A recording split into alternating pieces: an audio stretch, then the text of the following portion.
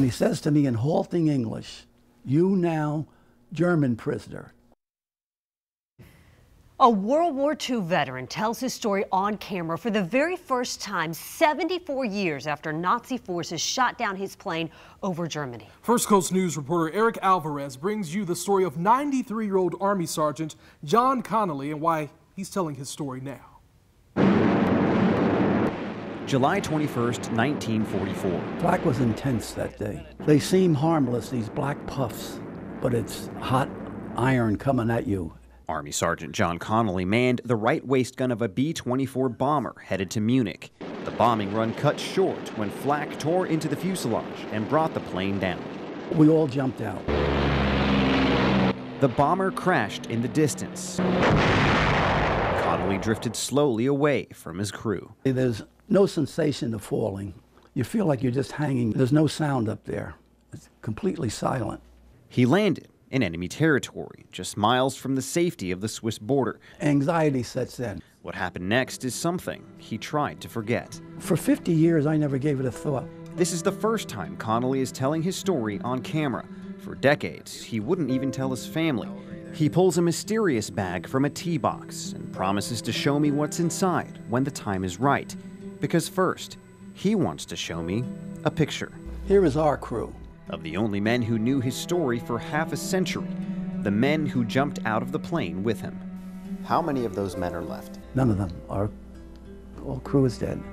Connelly is the only one left who remembers the broken English of the villagers who rushed toward the crash with rifles. You now German prisoner. He's the only one who remembers the threats of the Nazi interrogators. We have ways of making people talk. And he's the only one who remembers the haunting train tracks to an inescapable fate. We are headed up to the prison camp. We didn't know where it was. A violent gauntlet of torture awaited as soon as he and 100 other prisoners stepped off the train. Men were getting bayoneted. There was dogs biting at your heels. They were a bloody mess. Months went by and rations dwindled. Then, in February, the Germans abandoned the prison camp as Russian forces advanced from the east. The Nazis forced hundreds of starving and tired prisoners to trudge through the snow in freezing temperatures. We were on the road for 52 days, marching, sleeping in barns and fields. They arrived exhausted at another prison camp in North Germany, where for a moment Connelly was treated like a human being. On the 4th of April, believe it or not, they deloused us and gave us a shower. To this day, Connelly still remembers the exact date because as a prisoner, the smallest comforts make the biggest differences. That was the first shower we got since we left England when we were shot down. Another date he'll never forget is April 16th. We hear a terrific roar when British tanks rolled in to liberate the prison camp. There are so many emotions, you know. Among them, an excitement that grew with each mile he got closer to home. The first thing he saw, the Statue of Liberty. Well, there it was, shining, and a lot of hurrahs. The parades faded, but Connelly's memories did not.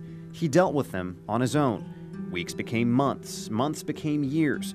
For half a century, he kept his story to himself. What changed my mind was coming down here to Jacksonville. Here, in a town full of service members, he opened up to other veterans.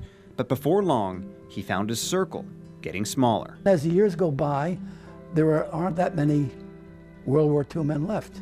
And that, he says, is why now he's ready to show me what's in the bag. It's a piece of his B-24 bomber found by a German historian where it crashed 74 years ago, dug up from a dark place. Because much like his story, some things shouldn't stay buried, and some things shouldn't be forgotten.